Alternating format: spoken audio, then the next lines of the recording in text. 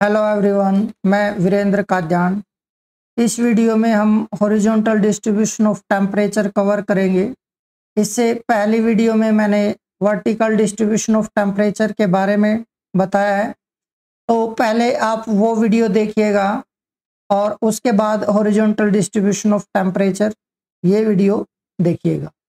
तो चलिए स्टार्ट करते हैं। देखिए, वैसे तो मैंने आप लोगों को पहले बताया भी है और अब तक आप लोगों को इस चीज़ का अंदाज़ा भी हो गया होगा कि जो अर्थ सरफेस है इसके ऊपर main source of energy insolation है, लेकिन जो एटमॉस्फेरिक टेम्परेचर है उसका मेन सोर्स टेरेस्ट्रियल रेडिएशंस हैं। मींस जो एनर्जी अर्थ से रिलीज होती है वो एटमॉस्फेयर की हीटिंग और कूलिंग के लिए इम्पोर्टेंट होती है। और टेम्परेचर की जो स्टडी है ये इसलिए इम्पोर्टेंट है क्योंकि टेम्परेचर का जो डिस्ट्रीब्यूशन है ये मैन एनवायरनमेंट रिलेशनशिप को अफेक्ट करता है, इसलिए हॉरिजॉन्टल डिस्ट्रीब्यूशन को जानना जरूरी हो जाता है। तो अब अगर आप लोगों ने इंसुलेशन की जो मेरी वीडियो है वो अगर देखी है तो उसमें आपको ये चीज़ें क्लियर हुई होंगी कि जो इंसुलेशन है इसका अर्थ सरफेस पर जो भी डिस्ट्रीब्यूशन है वो यूनिफॉर्म नहीं है। मींस इक्वेटर के एरिया में इंसुलेशन ज़्यादा है और पोलवर्ड ये कॉन्टिन्यूसली डिक्रीज करता है। तो अगर मैं ये कहूँ कि जो इंसुलेशन है ये अर्थ सरफेस पर टेम्परेचर वेरिएशन के लिए रिस्पॉन्सिबल है, तो आप जो टेम्परेचर का जनरल डिस्ट्रीब्यूशन है उसमें ये बोल सकते हैं कि जैसे जो इंसुलेशन है ये इक्वेटर से पोल्स की तरफ डिक्रीज करता है, वैसे ही अर्थ सरफेस पर टेम्परेचर भी इक्वेटर से पोल्स की तरफ जाने पर डिक्रीज करेगा। और जो ये इक्वेटर से पोल्स की तरफ जाने पर जो टेम्परेचर में चेंज आ रहा है, जो टेम्परेचर में डिक्रीज हो रहा है, उसको थर्मल ग्रेडियंट कहा जा सकता है। और जो थर्मल ग्रेडियंट है ये इसका पहले मतलब समझेंगे डिटेल में और उसके बाद थर्मल ग्रेडियंट किस एरिया में कम या ज़्यादा होगा थोड़ी सी उसकी बात करेंगे। देखिए, थर्मल ग्रेडियंट का मतलब है, अगर मैं ये कहूँ कि ये मैं दो केसेस कंसिडर कर रहा हूँ, ये ए प्लेस है और ये बी प्लेस है।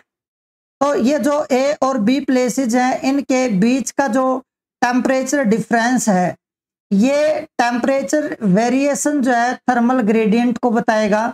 अगर मैं ये कह रहा हूँ कि यहाँ पर टेम्परेचर 30 डिग्री सेल्सियस है और इधर टेम्परेचर 20 डिग्री सेल्सियस है, तो यहाँ पर ये 10 डिग्री सेल्सियस का जो डिफरेंस है ये 10 डिग्री सेल्सियस का थर्मल ग्रेडियंट है ए टू बी। तो थर्मल ग्रेडियंट का मतलब है डिफरेंस ऑफ टेम्परेचर और decrease of temperature from one place to another place. तो यहाँ पर जो थर्मल ग्रेडियंट की अगर बात करें तो किस एरिया में थर्मल ग्रेडियंट ज़्यादा होगा और किस एरिया में थर्मल ग्रेडियंट कम होगा, ये आप जब समझ पाएंगे जब आपको दो चीज़ें क्लियर हों। एक तो ये कि थर्मल ग्रेडियंट क्या है और दूसरा ये कि जो टेम्परेचर है या इंसुलेशन है किसी भी particular part of the globe पर किस डायरेक्शन में मूव करने पर डिक्रीज होता है और उसका जो डिक्रीज रेट है वो कम है या ज़्यादा है। जो थर्मल ग्रेडियंट है, जो ट्रॉपिकल एरियाज हैं, ट्रॉपिकल एरियाज का मतलब क्या, 0 से 23.5 डिग्री के जो एरियाज हैं उनको ट्रॉपिकल एरियाज बोलेंगे, दोनों हेमिस्फीयर में ये जो एरियाज हैं। और 23.5 से लेकर नॉर्दर्न हेमिस्फीयर की 23.5, साउदर्न हेमिस्फीयर में जो 23.5 का जो लैटिट्यूड है इसके बीच का पूरा एरिया ट्रॉपिकल एरिया कहा जाएगा। और ये जो दोनों लैटिट्यूड्स हैं, ट्रॉपिक ऑफ कैंसर और ट्रॉपिक ऑफ कैप्रिकॉर्न, ये ट्रॉपिकल एरिया जो है इसमें अगर आप देखें कहीं ना कहीं पूरे साल जो सोलर रेडिएशंस हैं दे आर वर्टिकल। मेरे इस पॉइंट को बड़े ध्यान से सुनिएगा। मैंने ये कहा है कि जो ट्रॉपिकल एरियाज हैं वहां पर किसी न किसी प्लेस पर थ्रू आउट द ईयर जो सोलर रेडिएशंस हैं वो वर्टिकल होती हैं, परपेंडिकुलर होती हैं। और यही रीजन है कि इस पूरी बेल्ट में जो टेम्परेचर वेरिएशन है वो बहुत ज्यादा नहीं है, इसलिए आप ये कह सकते हो कि thermal gradient with in tropics is lower, या इसको जेंटलर भी बोल सकते हो। अगर हम इक्वेटर से ट्रॉपिक ऑफ कैंसर की तरफ जाते हैं या ट्रॉपिक ऑफ कैंसर से इक्वेटर की तरफ आते हैं तो जो टेम्परेचर का चेंज है वो बहुत ज्यादा नहीं है, बहुत फास्टर नहीं है, इसलिए आप कह सकते हो कि thermal gradient with in the tropics is gentler. पर अगर आप ट्रॉपिकल एरियाज से मींस जो ट्रॉपिक ऑफ कैंसर है या ट्रॉपिक ऑफ कैप्रिकॉर्न है, यहां से अगर आप पोल्स की तरफ जाते हैं तो जो सोलर रेडिएशंस हैं वो कभी भी ट्रॉपिकल लाइंस और पोल्स के बीच के एरिया में कभी भी सोलर रेडिएशंस वर्टिकल नहीं होती हैं, इसलिए वहां पर जो सीजनल वेरिएशन है बहुत ज्यादा होते हैं। उसको भी हम समझेंगे कि ऐसा क्यों है, पर अभी आपको ये ध्यान देना है कि जो सोलर रेडिएशंस हैं वो कभी भी परपेंडिकुलर नहीं है ट्रॉपिकल लाइंस और पोल्स के बीच में कहीं पर भी। और अगर जब सन इक्वेटर के साउथ में जाएगा तो नॉर्दर्न हेमिस्फीयर में ये जो ट्रॉपिकल लाइन से पोल्स के बीच का एरिया है, यहाँ पर जो टेम्परेचर होगा वो बहुत कम होगा और समर सीजन में टेम्परेचर कंपैरेटिवली हायर होगा। तो इसका मतलब है टेम्परेचर वेरिएशन यहाँ पर बहुत ज्यादा है, सीजनल वेरिएशन यहाँ पर अगर देखी जाए इन टर्म्स ऑफ टेम्परेचर वो बहुत ज्यादा परसेप्टिबल होगी।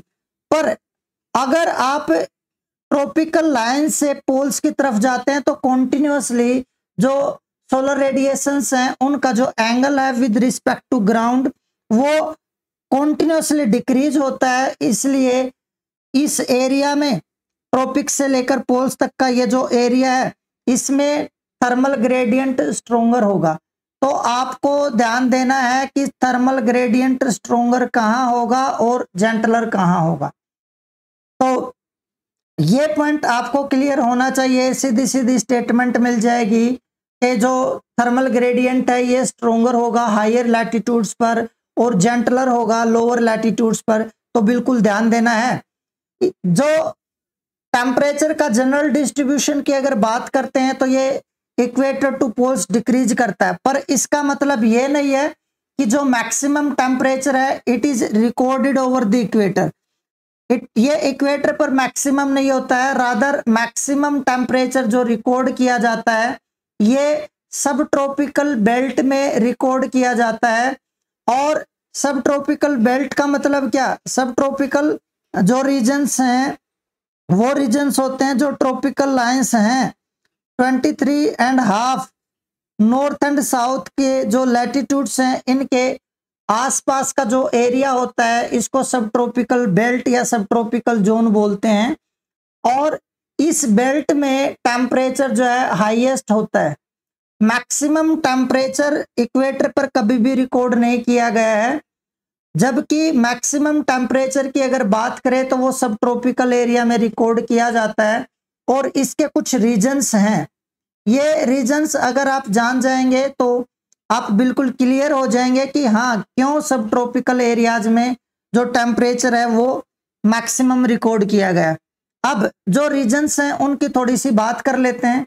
देखिए रीजन्स हैं कि जब इक्वेटर की अगर बात करते हैं तो इक्वेटर पर जो भी सोलर रेडिएशंस परपेंडिकुलर होती हैं उनकी जो ड्यूरेशन है वो इन ए ईयर 30 डेज होती है। मैं क्या बोल रहा हूं, जो सोलर रेडिएशंस हैं they are perpendicular over the equatorial belt for 30 days in a year. और इक्वेटोरियल बेल्ट का मतलब क्या, इक्वेटोरियल बेल्ट का मतलब है कि जो इक्वेटर के आसपास के एरियाज हैं 0 to 5 डिग्री लैटिट्यूड्स के जो एरियाज हैं दोनों हेमिस्फीयर्स में, इनको इक्वेटोरियल बेल्ट के एरियाज कहा जाता है। ये इक्वेटोरियल बेल्ट है, यहाँ पर 30 डेज के लिए सोलर रेडिएशंस जो हैं परपेंडिकुलर होंगी इन ए ईयर। बट जो सब ट्रॉपिकल एरियाज हैं और नियर द ट्रॉपिक्स जो एरियाज हैं वहां पर इन लैटिट्यूड्स की अगर बात करें तो इस एरिया में नॉर्थ और साउथ दोनों हेमिस्फीयर्स के अगर टोटल डेज को मिला दें तो ये around 85-86 days in a year solar radiations are perpendicular. अब आप ये डिफरेंस देखिए, यहां पर इसका ऑलमोस्ट 3 टाइम्स है जब सोलर रेडिएशंस परपेंडिकुलर होंगी। अगर सोलर रेडिएशंस परपेंडिकुलर होंगी तो आप लोगों को आइडिया हो चुका है वहां पर इंसोलेशन ज्यादा आएगा। इंसोलेशन ज्यादा आएगा तो उस एरिया में जो टेम्परेचर होगा वो भी ज्यादा होगा। अब नेक्स्ट पॉइंट पर बात करते हैं।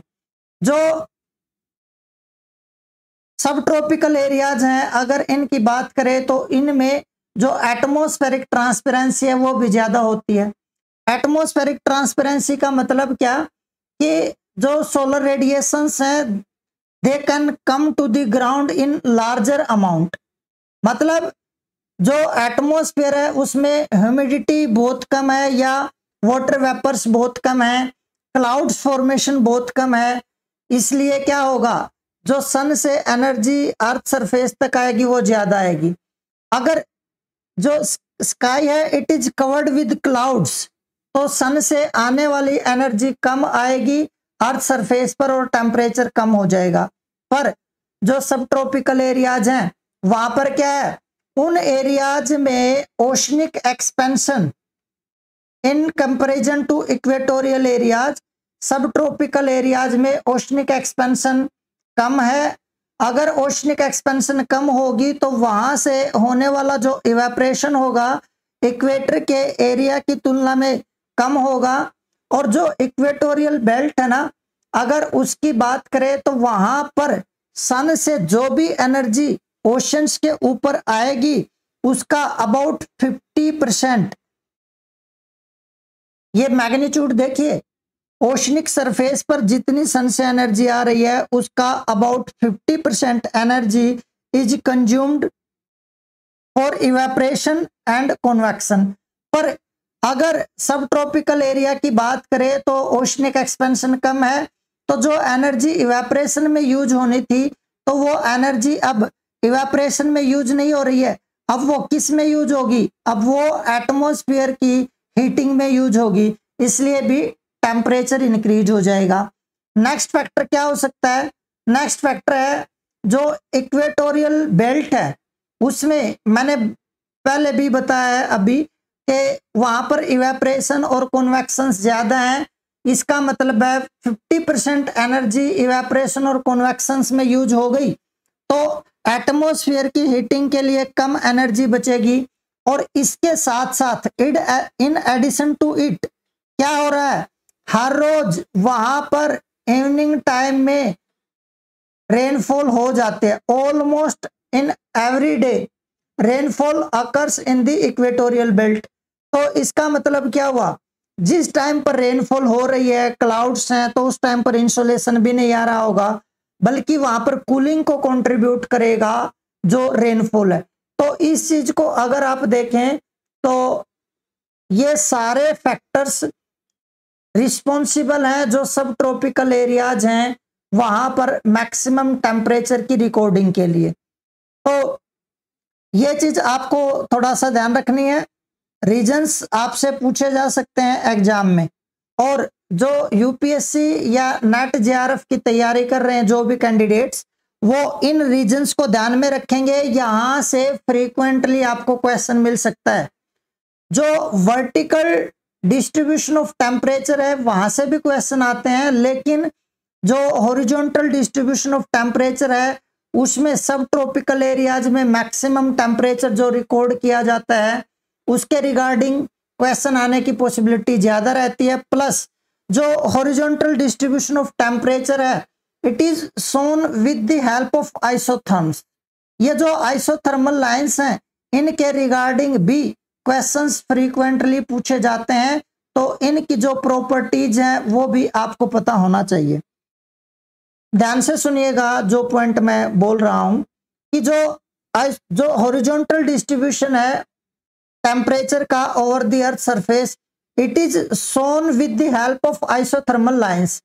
तो अब ये जो आइसोथर्मल लाइंस हैं ये क्या होती हैं और इनमें किस किस टाइप के वेरिएशन होंगे, और ये कॉन्टिनेंट और ओशन पर जब मूव करती हैं तो इनमें किस टाइप से बेंडिंग होगी, वो सारी चीजें यहाँ पर पूछी जाती हैं। तो इस पर्टिकुलर आइसोथर्मल जो प्रॉपर्टीज हैं इनको आप बहुत ध्यान से समझेंगे। देखिए सबसे पहले तो जो आइसोथर्मल लाइंस हैं, these are the imaginary lines joining the places of equal temperature. अगर मैं किसी आइसोथर्म को डिफाइन करूं तो मैं ये कहूंगा an isotherm is a line, imaginary line drawn at the sea level joining the places of equal temperature.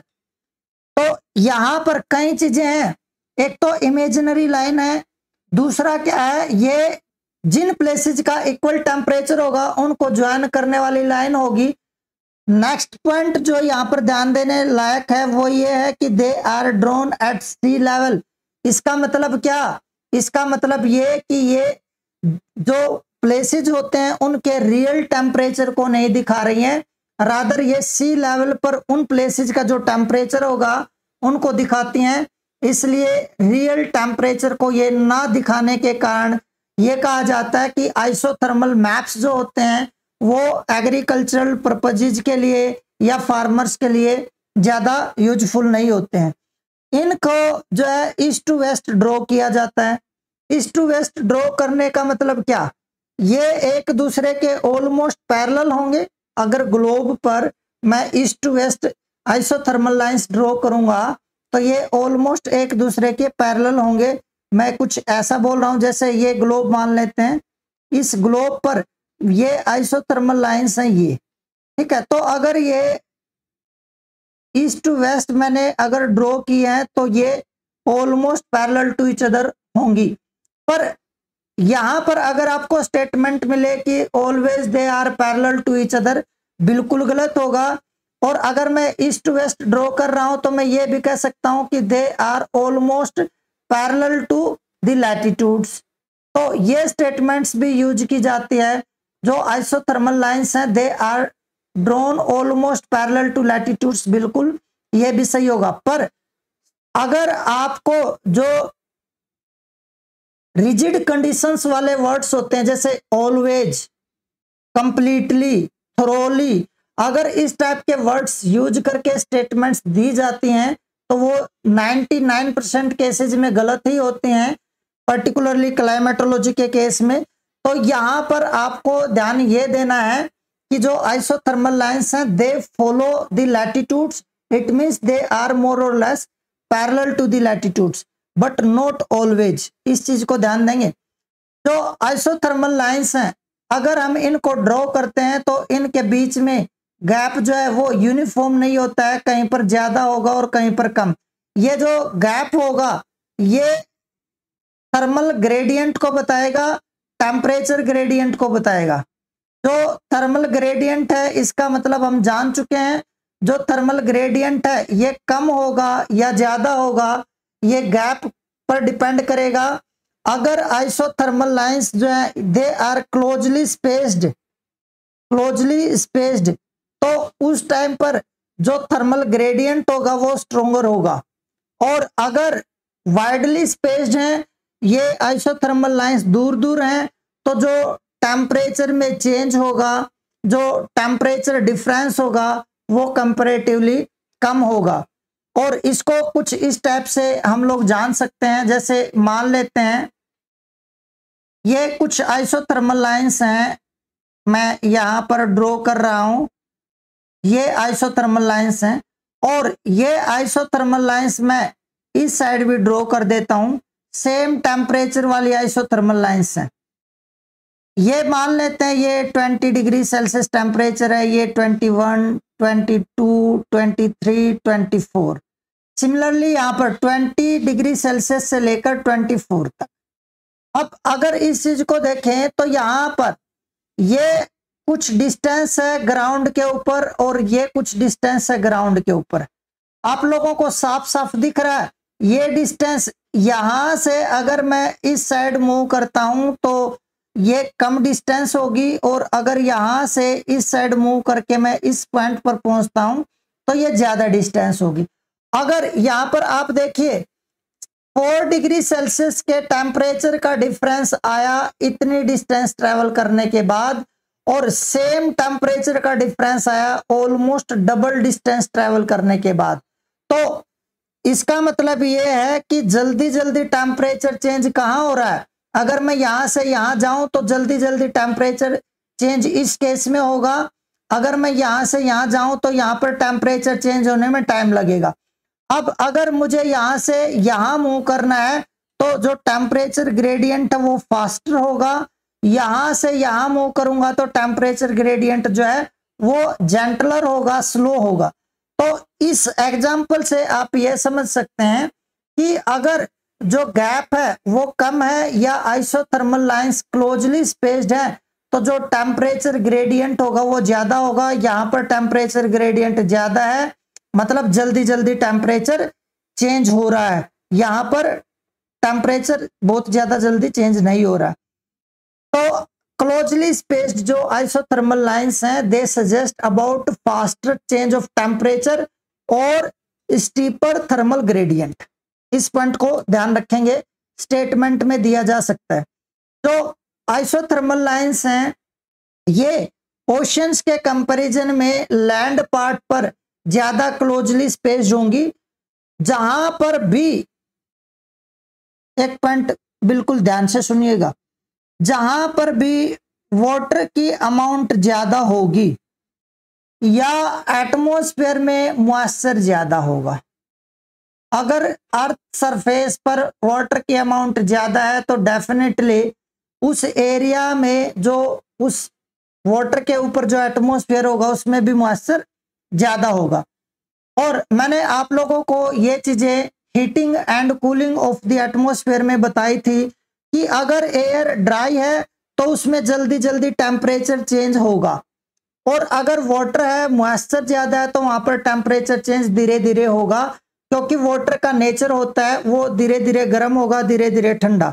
अगर वाटर एयर में ऐड हो जाएगा तो इसका मतलब मॉइस्चर है, तो जो मॉइस्चर वाली एयर होगी तो उसके टेम्परेचर में भी धीरे धीरे इंक्रीज या डिक्रीज होगा। तो अगर इस केस को देखें तो इस केस में ऐसा हो सकता है कि ये वाटर के ऊपर का एरिया हो, इसलिए इसमें धीरे धीरे टेम्परेचर चेंज हो रहा है। ये हो सकता है जहां पर एयर में मॉइस्चर नहीं है, लैंड पार्ट है, ड्राई एरिया है, वो हो तो यहाँ पर टेम्परेचर ग्रेडियंट ज्यादा होगा। तो इस चीज को ध्यान रखेंगे कि अगर एटमॉस्फेयर ड्राई है तो टेम्परेचर ग्रेडियंट जो है स्ट्रोंगर होगा और आइसोथर्मल लाइंस के बीच का गैप कम होगा। और आप लोग जानते हैं कि in the northern hemisphere land part is more than the oceanic expansion. तो अगर ऐसा है तो नॉर्दर्न हेमिस्फीयर में आइसोथर्मल लाइंस के बीच का गैप कम होगा, वहां पर टेम्परेचर ग्रेडियंट स्ट्रोंगर होगा। और अगर मैं ये कह रहा हूं कि वाटर बॉडी पर जो टेम्परेचर ग्रेडियंट है, थर्मल ग्रेडियंट है, वो जेंटलर होता है, वो इतना वहां पर टेम्परेचर में चेंज फास्टर नहीं होगा, तो आप ये भी तो कह सकते हो कि ओवर द कॉन्टिनेंट्स जो आइसोथर्मल लाइंस हैं दे आर मच डेंसर।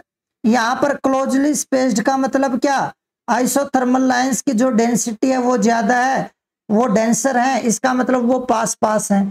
तो कॉन्टिनेंट्स पर आइसोथर्मल लाइंस जो होंगी वो डेंसर होंगी या आइसोथर्म्स की डेंसिटी ज्यादा होगी। और अगर अब हम सीजन के बेस पर देखें कि किस सीजन में जो थर्मल ग्रेडियंट है वो स्ट्रोंगर होगा, तो आप यहाँ पर केवल और केवल इस चीज को अपने माइंड में रखें, ये पॉइंट माइंड में होना चाहिए कि अगर मॉइस्चर की अमाउंट ज्यादा है तो थर्मल ग्रेडियंट जो है जेंटलर होगा, अगर अमाउंट कम है वाटर की मॉइस्चर की तो थर्मल ग्रेडियंट स्ट्रोंगर होगा। विंटर सीजन की अगर बात करें, अगर सीजनल वेरिएशन देखनी है कि भाई थर्मल ग्रेडियंट किस सीजन में ज्यादा होगा, तो विंटर सीजन में इवेपोरेशन कम होगा, एटमॉस्फेयर ड्राई होगा। और अगर एटमॉस्फेयर ड्राई होगा तो वहां पर क्या होगा, जो आइसोथर्मल लाइंस हैं वो क्लोजली स्पेस्ड होंगी या उनके बीच का गैप कम होगा, या ये भी बोल सकते हैं कि आइसोथर्मल लाइंस की density is more in the winter season than in summer season. तो ये सारी चीजें आपको ध्यान रखनी है। थर्मल ग्रेडियंट का मतलब है टेम्परेचर का चेंज। टेम्परेचर का चेंज अगर फास्टर है तो थर्मल ग्रेडियंट फास्टर या स्ट्रोंगर कहा जाएगा। अगर टेम्परेचर का चेंज धीरे धीरे हो रहा है अर्थ पर, जब आप मूव करते हो एक जगह से दूसरी जगह, तो आप कहोगे कि जो आइसोथर्मल लाइंस हैं उनका गैप ज्यादा है, इसका मतलब थर्मल ग्रेडियंट वहां पर जेंटलर है, थर्मल ग्रेडियंट वीकर है। तो ये आइसोथर्मल लाइंस की प्रॉपर्टीज आपको पता होना चाहिए। इसके बाद है जो आइसोथर्मल लाइंस हैं ये क्या क्या चीज रिवील कर रही हैं, या आइसोथर्मल लाइंस की स्टडी करके किन किन चीजों का पता चलता है, उसके बारे में देखते हैं थोड़ा सा। देखिए, अगर हम हर मंथ की आइसोथर्मल मैप्स प्रिपेयर करें तो उन मैप्स की स्टडी करने के बाद ये पता चलेगा कि जो जनवरी और जुलाई मंथ है ना फॉर द कंप्लीट ग्लोब, वो एक्सट्रीम मंथ्स हैं फॉर टेम्परेचर। इसका मतलब क्या है, मैं इसको थोड़ा सिंप्लीफाई कर देता हूं। मंथ्स फॉर एक्सट्रीम टेम्परेचर, अगर इसकी बात करें तो एक्सट्रीम टेम्परेचर का मतलब है मैक्सिमम टेम्परेचर या minimum temperature. Maximum and minimum temperature is known as extreme temperature. और अगर मैं ये कह रहा हूं कि January and July are the months of extreme temperature, तो इसका मतलब क्या, या तो मैक्सिमम टेम्परेचर रिकॉर्ड किया जाएगा इन मंथ्स में या मिनिमम टेम्परेचर। और जुलाई और जनवरी की अगर बात करें तो जो जनवरी है ये मैक्सिमम टेम्परेचर जनवरी में रिकॉर्ड किया जाता है साउदर्न हेमिस्फीयर में, और अगर नॉर्दर्न हेमिस्फीयर की बात करें तो जनवरी में टेम्परेचर मिनिमम होगा नॉर्दर्न हेमिस्फीयर में। जुलाई में क्या होगा, जुलाई जो मंथ है ये मैक्सिमम टेम्परेचर का होगा नॉर्दर्न हेमिस्फीयर के लिए, और सिमिलरली मिनिमम टेम्परेचर का होगा साउदर्न हेमिस्फीयर के लिए। इसका मतलब है दोनों हेमिस्फीयर्स में जो एक्सट्रीम टेम्परेचर्स हैं उनके मंथ सेम ही है, ये आइसोथर्मल लाइन से पता चलता है। दूसरी चीज क्या है, जब सन की मूवमेंट होगी एक जगह से दूसरी जगह पर, तो उस मूवमेंट के कारण सन की वर्टिकल पोजीशन चेंज होगी। जैसे अगर आप ये एज्यूम करें ये अर्थ है और ये सन है, तो अर्थ अभी सन से ये एरिया जो है यहां पर वर्टिकल रेडिएशन है सन से, लेकिन अगर ये ऐसे मूव कर गया तो अब कोई दूसरा प्लेस होगा अर्थ की मूवमेंट के बाद जहां पर सोलर रेडिएशन वर्टिकल होंगी। तो ये अर्थ की जो मूवमेंट है, चाहे कोई भी मूवमेंट हो, चाहे रोटेशनल मूवमेंट है चाहे रिवॉल्यूशन है, ये अर्थ की मूवमेंट के कारण अर्थ सन की जो सोलर रेडिएशन है वो परपेंडिकुलर हर बार किसी दूसरे जगह पर होंगी। तो सन की पोजीशन चेंज होने से जो आइसोथर्मल लाइंस हैं इनमें भी शिफ्टिंग होती है, और जब सन की पोजीशन चेंज होने से जो सीजनल वेरिएशन आता है तो उस टाइम पर अगर देखते हैं तो आइसोथर्मल लाइंस में जो विजिबल शिफ्टिंग है वो होती है। मींस मैं ये कह रहा हूं कि अगर किसी भी हेमिस्फीयर में समर सीजन है, समर सीजन, तो जिस भी हेमिस्फीयर में समर सीजन होगा उसी हेमिस्फीयर में पोलवर्ड मूवमेंट होगी जो आइसोथर्मल लाइंस हैं उनकी। इसका मतलब क्या, देखिए अगर मैं ये कह रहा हूं कि मान लेते हैं कि ये है अर्थ और ये है इक्वेटर 0 डिग्री, अगर सन नॉर्दर्न हेमिस्फीयर की तरफ बढ़ रहा है तो इसका मतलब क्या, ये जो पोलर एरियाज हैं हायर लैटिट्यूड्स हैं यहां पर भी टेम्परेचर इंक्रीज करेगा, और सन अगर वर्टिकल इस पॉइंट पर है तो यहां पर क्या होगा, यहां पर हायर टेम्परेचर होगा। जैसे जैसे ये ऊपर की तरफ जाएगा तो वैसे वैसे आइसोथर्मल लाइंस का जो पोजीशन है वो चेंज हो जाएंगी। तो समर सीजन में आइसोथर्मल लाइंस जो है ये शिफ्ट करते हैं टुवार्ड्स पोल्स, और अगर विंटर सीजन की बात करें तो ये शिफ्ट करेंगे टुवार्ड्स इक्वेटर। जैसे सदर्न हेमिस्फीयर में ये जो सन था यहाँ पहुंचा, इसके बाद ये वापस आएगा, इक्वेटर पर वर्टिकल होगा, और उसके बाद जब ये इक्वेटर से साउथ में मूव करेगा तो यहाँ पर विंटर सीजन होगा नॉर्दर्न हेमिस्फीयर में। तो उस टाइम पर जो हायर लैटिट्यूड्स पर आइसोथर्मल लाइंस थी कम टेम्परेचर वाली, वो नीचे की तरफ शिफ्ट कर जाएंगी। मेरा कहने का मतलब ये है कि अगर ये यहां पर सपोज कीजिए समर सीजन में ये 50 डिग्री लैटिट्यूड के अराउंड जो आइसोथर्मल लाइन है ये मान लेते हैं ये 10 डिग्री सेल्सियस की है, लेकिन अगर विंटर सीजन होगा तो हो सकता है ये जो 10 डिग्री सेल्सियस की लाइन है अब ये 30 डिग्री लैटिट्यूड के आसपास हो जाए। इससे ऊपर जो 5 डिग्री सेल्सियस की आइसोथर्मल लाइन थी जो हो सकता है 60 डिग्री लैटिट्यूड पर हो, अब वो 5 डिग्री वाली हो सकता है 40 डिग्री लैटिट्यूड पर आ जाए। तो इस टाइप से ये विंटर सीजन में इक्वेटर वर्ड शिफ्ट कर जाएंगी और समर सीजन में ये पोल वर्ड शिफ्ट कर जाएंगी। तो आपको ये शिफ्टिंग ध्यान रखनी है। कभी कभी स्टेटमेंट आपको क्या मिल जाएगी कि there is the seasonal shifting of the isothermal lines, तो आपको पता होना चाहिए कि आइसोथर्मल लाइंस की सीजनल शिफ्टिंग होती है या नहीं। या कभी कभी आपको यह मिल जाएगा कि जो आइसोथर्मल लाइंस की जो शिफ्टिंग है it follows the apparent movement of the sun, मतलब सन की जो मूवमेंट होगी, अपेरेंट मूवमेंट जो होगी उसके साथ साथ आइसोथर्मल लाइंस की शिफ्टिंग होगी। तो ये सारी स्टेटमेंट्स आपको दी जा सकती हैं। अब शिफ्टिंग भी डिफरेंट हो सकती है। लैंड पार्ट पर शिफ्टिंग कुछ और होगी और जो वाटर बॉडी है उस पर शिफ्टिंग कुछ और होगी। इस चीज को ध्यान रखेंगे। जो ड्रायर पार्ट होगा वहां पर टेम्परेचर चेंज फास्टर होगा, वहां पर जो शिफ्टिंग है आइसोथर्मल लाइंस की वो ज्यादा होगी। तो अगर मैं शिफ्टिंग की बात करूं तो जो शिफ्टिंग है it is more over the continents. क्यों? क्योंकि कॉन्टिनेंट्स पर एटमॉस्फेयर ड्राई होता है, ज्यादा इंसोलेशन एब्जॉर्ब होगा तो ज्यादा फास्टर चेंज आएगा टेम्परेचर का। और ये जो शिफ्टिंग है इट इज ग्रेजुअल और स्लो ओवर द ओशंस। तो ये जो डिफरेंस है ये भी आपको ध्यान रखना है। और जो चीजें मैं बता रहा हूं ये बिल्कुल कॉन्सेप्चुअली चीजें आपके सामने मैं प्रेजेंट कर रहा हूं। अगर एक बार में चीजें आपको कम समझ में आ रही हैं तो इस वीडियो को दूसरी बार देखिएगा। आपको जब कॉन्सेप्ट समझ में आ जाएगा तो यहां से पूछे जाने वाले जो क्वेश्चंस होंगे वो सारे सोल्व होंगे।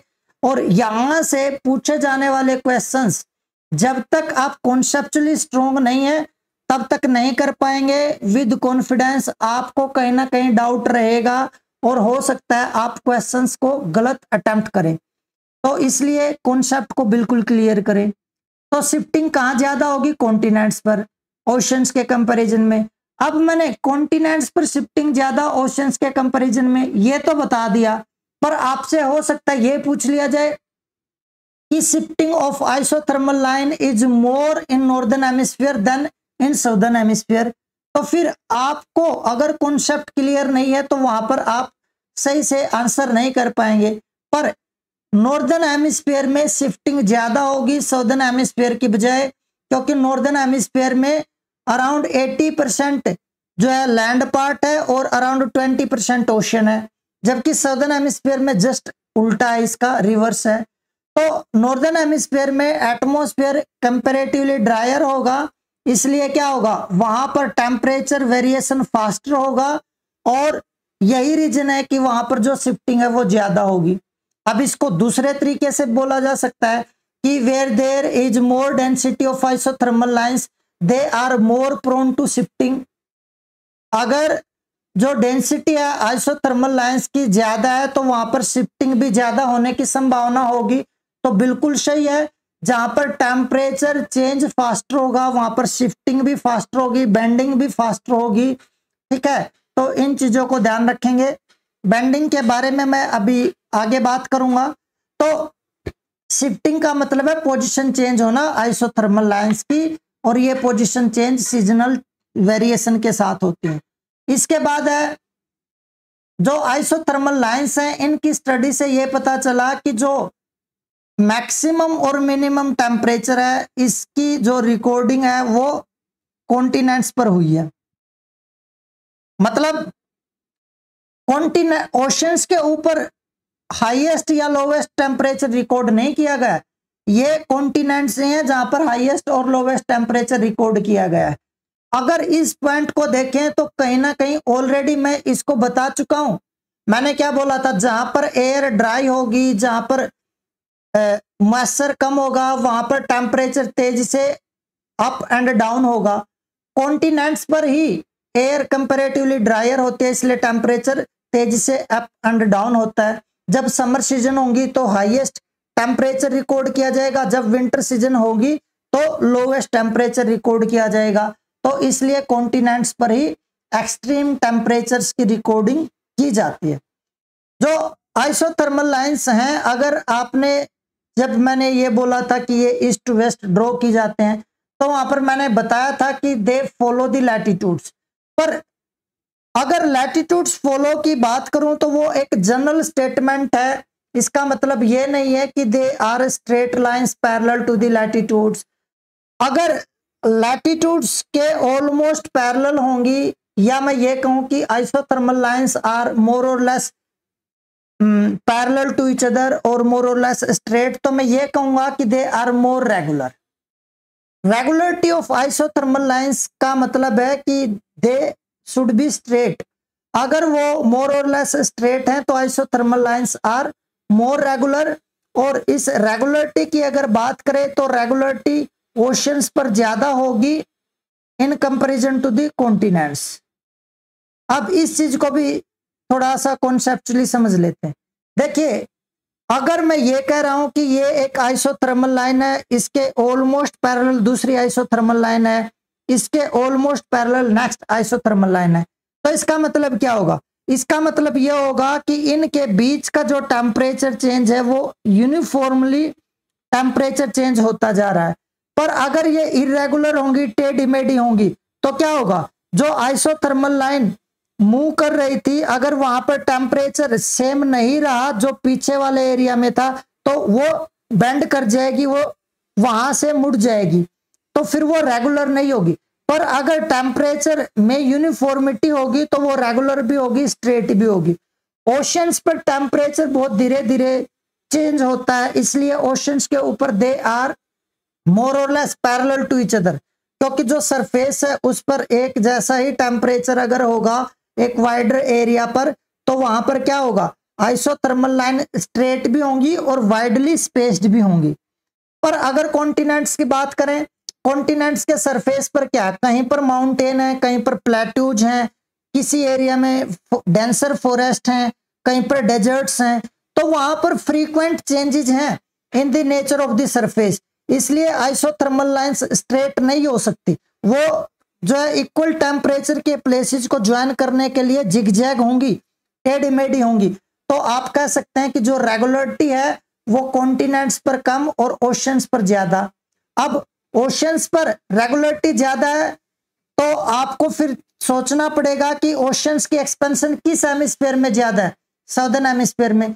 इसलिए जो रेगुलरिटी है आइसोथर्मल लाइंस की, it is more in southern hemisphere in comparison to northern hemisphere. तो ज्यादा जिगजैग कहां होंगी? ज्यादा जिगजैग कॉन्टिनेंट्स पर या नॉर्दर्न हेमिस्फीयर में होंगी। तो ये चीज आपको ध्यान रखनी है। इसके बाद जो आइसोथर्मल लाइंस के बीच का गैप है, ये क्या रिवील कर रहा है? ये रिवील कर रहा है कि जो टेम्परेचर है वो फास्टर पेस पर चेंज हो रहा है या टेम्परेचर स्लो चेंज हो रहा है, ये भी हम लोग देख चुके हैं। जो आइसोथर्मल लाइंस हैं, मैंने बोला कि फ्रीक्वेंट चेंज हो गए कॉन्टिनेंट्स पर, तो आइसोथर्मल लाइंस के बीच का जो गैप है वो कॉन्टिनेंट्स पर कम होगा और ओशंस पर ज्यादा होगा। कॉन्टिनेंट्स पर गैप कम है ओशंस के कंपैरिजन में। इसका मतलब isothermal lines are denser over the continents than over the ocean. इसके बारे में हम पहले भी जिक्र कर चुके हैं। तो नेक्स्ट जो पॉइंट है यहाँ पर हम लोगों को जो नोटिस करना है वो है bending of the isothermal lines. जो आइसोथर्मल लाइंस हैं उनकी बेंडिंग से क्या पता चला है? बेंडिंग से ये पता चला है, पहले तो बेंडिंग को थोड़ा सा एक बार देख लेते हैं, समझते हैं, उसके बाद जो बेंडिंग है इसके बारे में मैं एक्सप्लेन करूंगा। देखिए ये जो मैप है ना, ये मैप है आइसोथर्मल लाइंस का, और अगर इस मैप की बात करें तो यहां पर शायद आप लोगों को दिख रहा होगा क्लियरली, यहां पर ये जो आइसोथर्मल लाइंस हैं, ये आइसोथर्मल लाइंस की बेंडिंग है। जैसे ये आइसोथर्मल लाइन ये इस टाइप से बेंड की है, ये इसके नेक्स्ट वाली आइसोथर्मल लाइन में बेंडिंग ये हुई है। तो ये जो बेंड कर रही हैं, ये जो इनका पाथ जो चेंज हो रहा है, ये बेंडिंग है। और ये बेंडिंग क्या बता रही है, मैं इसके बारे में अब डिस्कस करने वाला हूं। तो एक बार देख लेते हैं बेंडिंग में क्या क्या चीजें हैं। देखिए सबसे पहले तो ये जो बेंडिंग है ना, ये बेंडिंग नोटिस की जाती है at the junction of ocean and continent. Junction of ocean and continent का मतलब क्या, जहां पर ओशन और कॉन्टिनेंट दोनों मिल रहे हैं वहां पर ये बेंडिंग देखने को मिलती है। और इसका रीजन क्या है, देखिए इसको यहां पर थोड़ा सा समझते हैं। मान लीजिए यहां से मैंने 20 डिग्री सेल्सियस का आइसोथर्मल लाइन ड्रॉ करना शुरू किया। अगर इस लाइन पर सारे के सारे प्लेसेस जो भी सिचुएटेड है उनका टेम्परेचर सेम होगा तो ये स्ट्रेट ही रहेगी। पर अगर मैं इससे आगे ड्रॉ करता हूं और मान लेता हूं यहां पर टेम्परेचर 22 डिग्री सेल्सियस हो जाता है, और यहां टेम्परेचर 20 डिग्री सेल्सियस है, और यहां टेम्परेचर फिर 18 डिग्री सेल्सियस हो जाता है, कुछ ऐसा है। तो मैं क्या करूंगा, ऐसे स्ट्रेट मूव नहीं करूंगा, मुझे 20 डिग्री लैटिट्यूड पर ही मूव करना है इस टाइप से। तो ये बेंडिंग हो गई। ये क्यों हुई, क्योंकि यहां पर टेम्परेचर चेंज आ गया। अब फिर दोबारा मान लेते हैं कि यहां पर 20 डिग्री सेल्सियस टेम्परेचर यहां पर है, तो फिर ये इस टाइप से बेंड कर जाएगी। तो ये जो बेंडिंग है ये इंडिकेट कर रही है किसी पर्टिकुलर एरिया पर टेम्परेचर के चेंज को। और आपको पता है जो ओशन है इसमें वाटर के कारण टेम्परेचर चेंज धीरे धीरे होगा, लेकिन कॉन्टिनेंट पर डे नाइट का या सीजनल वेरिएशन के कारण जो टेम्परेचर चेंज होगा वो बहुत जल्दी होगा। इसलिए कॉन्टिनेंट और ओशन पर एक ही लैटिट्यूड पर टेम्परेचर एक जैसा नहीं होगा। समर सीजन में सेम लैटिट्यूड पर कॉन्टिनेंट का टेम्परेचर ज्यादा मिलेगा जो ओशन है उसके टेम्परेचर से, और विंटर सीजन में सेम लैटिट्यूड पर कॉन्टिनेंट का टेम्परेचर कम मिलेगा ओशन के टेम्परेचर से। तो इसलिए जो आइसोथर्मल लाइंस हैं ये बेंड कर जाते हैं जहां पर लैंड एंड ओशन मिलते हैं वहां पर। और ये जो बेंडिंग है ये बेंडिंग कम है या ज्यादा है, ये थर्मल कॉन्ट्रास्ट को बताएगी। अगर देखिए जैसे मान लेते हैं ये जो 20 डिग्री सेल्सियस टेम्परेचर यहां था, अगर 20 डिग्री सेल्सियस टेम्परेचर यहां हो जाता तो ये बेंडिंग कम होती कि नहीं। पर टेम्परेचर में चेंज अगर ज्यादा होगा तो ये बेंडिंग जो है ज्यादा हो जाएगी। तो मेरा कहने का मतलब ये है कि अगर टेम्परेचर चेंज का ज्यादा, कहने का मतलब क्या, अगर इसके ठीक सामने यहाँ पर 22 की बजाय सपोज करते हैं 25 होता, तो ये फिर 20 डिग्री जो लैटिट्यूड जो 20 डिग्री सेल्सियस का जो टेम्परेचर था उसके लिए ज्यादा बेंडिंग होती, तभी तो मैं उस साइड पहुंच पाता। तो बेंडिंग जो है ये थर्मल कॉन्ट्रास्ट को बताएगी। जितनी बेंडिंग ज्यादा है उतना ही थर्मल कॉन्ट्रास्ट ज्यादा होगा, क्योंकि एक लैटिट्यूड पर जो टेम्परेचर है वो बहुत ज्यादा वेरी करने की जो पॉसिबिलिटी है वो कॉन्टिनेंट पर होती है, ओशन पर कम होती है। पर कॉन्टिनेंट और ओशन के टेम्परेचर में कॉन्ट्रास्ट और फैक्टर्स भी हैं जिन पर डिपेंड करेगा, जैसे एल्टीट्यूड, मीन सी लेवल से, एक तो माउंट एवरेस्ट का टेम्परेचर और एक गंगा प्लेन का टेम्परेचर, या जो नेपाल प्लेन है उसका टेम्परेचर देखे तो वहां पर सेम लैटिट्यूड पर बहुत ज्यादा टेम्परेचर में चेंज होने की संभावना है। ठीक है, तो थर्मल कॉन्ट्रास्ट भी बताएगी बेंडिंग कम या ज्यादा है, उससे अंदाजा होता है थर्मल कॉन्ट्रास्ट कम है या ज्यादा। जो बेंडिंग है ये कहीं ना कहीं जो आइसोथर्मल लाइंस हैं उनकी डेंसिटी से भी रिलेटेड होता है। अगर आइसोथर्मल लाइंस की डेंसिटी ज्यादा है तो बेंडिंग ज्यादा होने की पॉसिबिलिटी रहेगी। क्यों? क्योंकि आइसोथर्मल लाइंस की डेंसिटी ज्यादा होने का मतलब क्या? मोर फ्रीक्वेंट चेंजेज या थर्मल कॉन्ट्रास्ट का ज्यादा होना। क्योंकि मैंने क्या बोला था? मैंने थर्मल कॉन्ट्रास्ट का मतलब है टेम्परेचर का डिफरेंस, थर्मल ग्रेडियंट। जितनी डेंसिटी ज्यादा होगी थर्मल ग्रेडियंट उतना ही ज्यादा होगा, थर्मल कॉन्ट्रास्ट उतना ही ज्यादा होगा। अब आपसे कभी कभी इस टाइप का क्वेश्चन पूछ लेते हैं कि अगर नॉर्दर्न हेमिस्फीयर में आप विंटर सीजन में लैंड से ओशन पर जाते हैं तो ये जो आइसोथर्मल लाइंस की बेंडिंग होगी ये पोलवर्ड होगी या इक्वेटर वर्ड होगी। ये चीज भी पूछी जा सकती है। सिमिलरली साउदर्न हेमिस्फीयर में विंटर सीजन में आप लैंड से ओशन पर जाते हैं तो बेंडिंग किस साइड होगी, या ये विंटर और समर सीजन की बजाय आपको मंथ्स दिए जा सकते हैं जैन और जुलाई। ठीक है, तो आप इन चीजों से रिलेटेड एक स्टेटमेंट आपको मिल सकती है, तो उसको टैकल करने से पहले आपको कुछ चीजें जाननी होंगी और उसको जानने के लिए हम इस मैप का यूज करेंगे। तो समझिएगा कि जो बेंडिंग है आइसोथर्मल लाइंस में वो किस टाइप से होती है।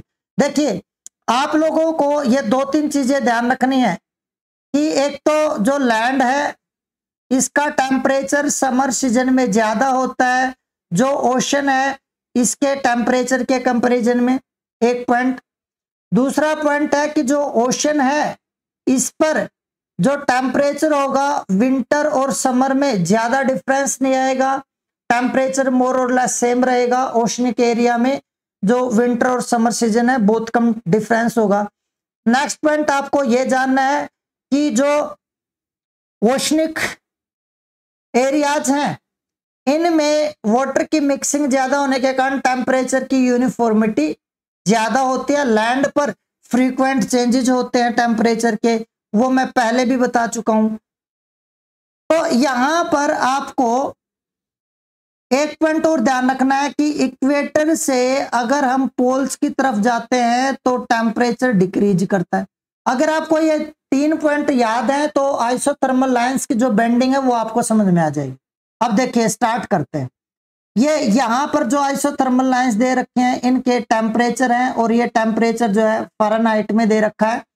इस टेम्परेचर को ना तो आपको ध्यान रखना है ना इसको समझने की जरूरत है, जस्ट आपको जो मैं बोलूं वो ध्यान से सुनना है।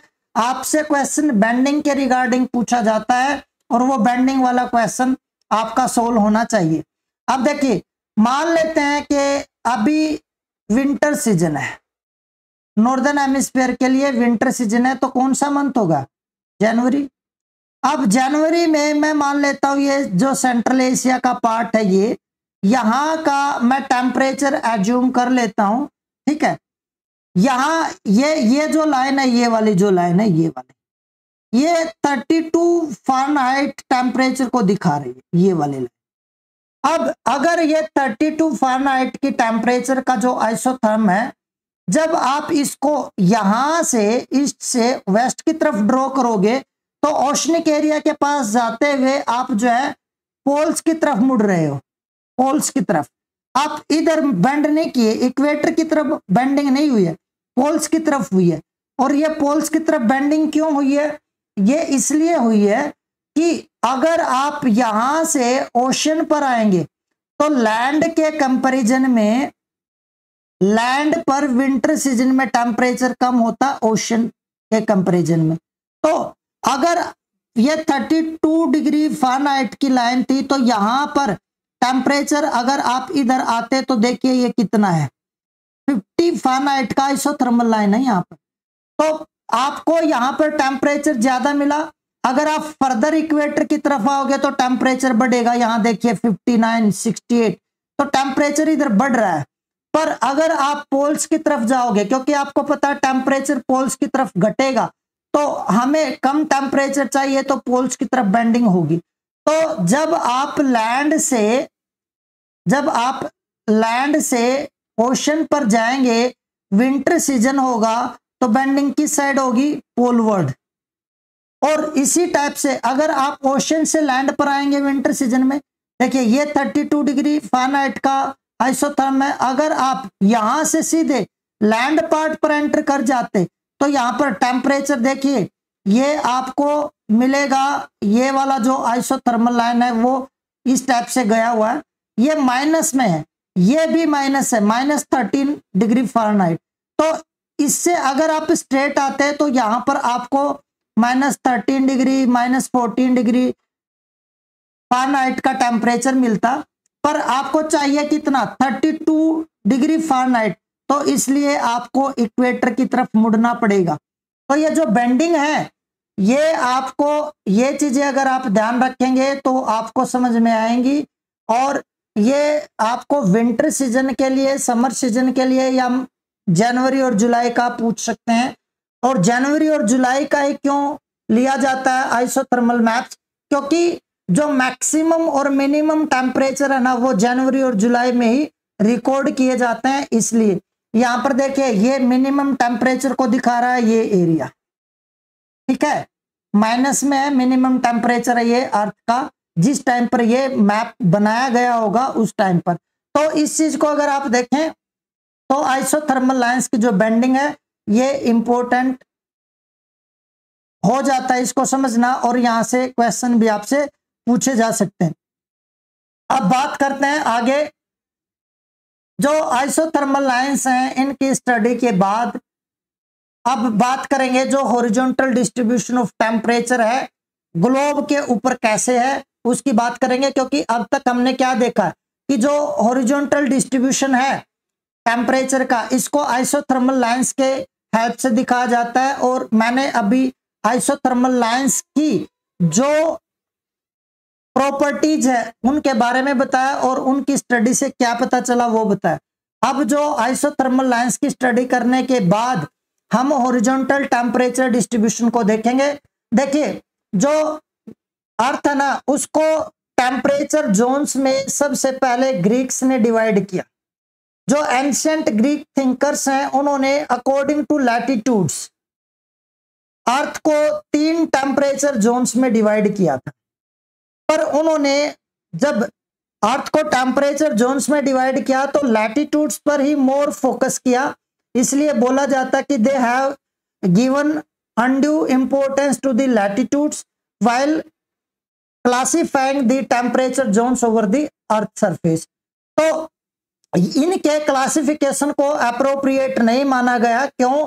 क्योंकि जो टेम्परेचर का जो डिस्ट्रीब्यूशन है अर्थ सरफेस पर हॉरिजॉन्टली, उसके लिए बहुत सारे फैक्टर्स भी हैं, जैसे किसी एरिया की atmospheric transparency, altitude from the sea level, the land and water distribution, बहुत सारे फैक्टर्स हैं जो टेम्परेचर को अफेक्ट करते हैं। और टेम्परेचर को अफेक्ट करने वाले फैक्टर्स अगर आपने देखने हैं तो मेरी जो वीडियो है वो आप देखेंगे, उसमें सारे फैक्टर्स कंसीडर किए गए हैं। तो टेम्परेचर जोन्स जो है 3 टेम्परेचर जोन्स हैं अकॉर्डिंग टू ग्रीक स्कॉलर्स, और ये कौन कौन सी हैं? ये टेम्परेचर जोन्स हैं ग्लोब पर tropical temperate belt, sorry tropical temperature belt, temperate temperature belt और फ्रिजिड टेम्परेचर बेल्ट, या ट्रॉपिकल जोन, टेम्परेट जोन और फ्रिजिड जोन। ये जो ट्रॉपिकल जोन है अगर इसके लैटिट्यूड्स की बात करें तो इसके लैटिट्यूड्स का जो एक्सपेंशन है वो 0 to 23.5 degree in both hemispheres, north and south. मतलब ट्रॉपिक ऑफ कैंसर और ट्रॉपिक ऑफ कैप्रिकॉर्न के बीच का जो एरिया है उसको ट्रॉपिकल बेल्ट में रखा गया है। ये वो एरिया जहां पर कहीं ना कहीं पूरे साल जो सोलर रेडिएशंस हैं दे रिमेन परपेंडिकुलर, इसलिए इस एरिया में जो टेम्परेचर है throughout the year higher रहेगा। Near the equatorial belt no winter season exist, equatorial belt पर कोई विंटर सीजन नहीं है। लेकिन जैसे जैसे हम इक्वेटोरियल बेल्ट से ट्रॉपिकल जो लाइंस हैं उनकी तरफ अगर जाते हैं तो थर्मल ग्रेडियंट इंक्रीज होता है, मतलब टेम्परेचर डिक्रीज होने का रेट इंक्रीज होता है, और जो near the tropical lines seasonal variation जो है इट इज परसेप्टिबल। पर यहां पर अगर देखा जाए तो जो डे एंड नाइट की ड्यूरेशन है वो 24 आवर्स है, और डे एंड नाइट ड्यूरेशन में बहुत ज्यादा डिफरेंस नहीं है। हालांकि जैसे जैसे हम इक्वेटर से पोल्स की तरफ जाएंगे, जो डे एंड नाइट का जो ड्यूरेशन है वो इंक्रीज होता है, ये चीज ध्यान रखेंगे। और इसका मतलब क्या है? इसका मतलब ये कि अगर समर सीजन होगा तो days are longer than the nights, और जितने हायर लैटिट्यूड पर जाएंगे दिन उतना ही ज्यादा लंबा हो जाएगा। और अगर विंटर सीजन है तो nights are longer than days, और जितना हायर लैटिट्यूड्स पर जाएंगे नाइट्स की ड्यूरेशन उतनी ही ज्यादा हो जाएगी। तो ट्रॉपिकल जो बेल्ट है इसमें डे एंड नाइट की ड्यूरेशन में बहुत ज्यादा अंतर नहीं है, और डे एंड नाइट की टोटल ड्यूरेशन 24 आवर्स ही है।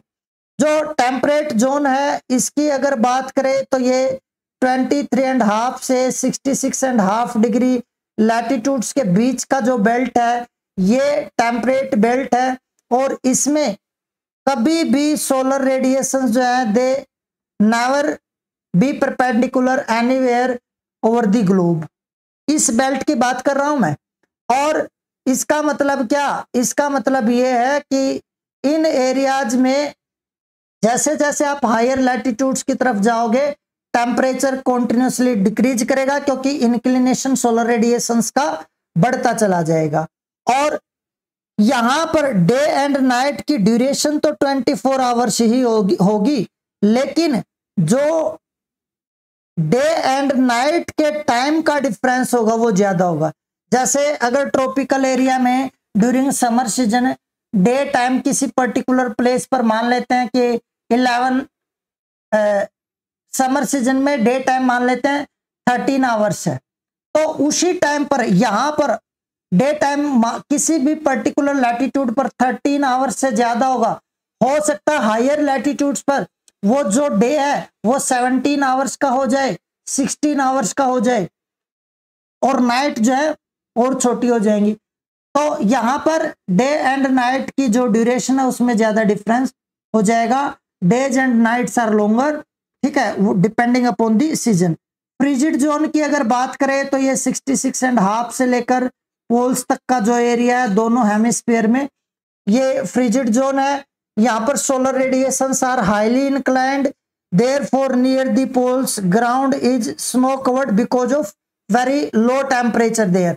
और अगर इसकी बात करते हैं जो फ्रिजिड जोन है यहाँ पर डे एंड नाइट की ड्यूरेशन में बहुत ज्यादा अंतर होता है। यहाँ पर 6 मंथ्स ड्यूरेशन होती है डे और नाइट की, एक दिन और एक रात मिलाकर 1 साल कंप्लीट हो जाता है। 6 महीने का दिन 6 महीने की रात होती है। तो ये था horizontal distribution of temperature according to Greeks. पर उन्होंने, मैंने बताया कि बहुत सारे टेम्परेचर को अफेक्ट करने वाले फैक्टर्स कंसिडर नहीं किए थे, तो उन सब फैक्टर्स को कंसिडर किया सोपन ने।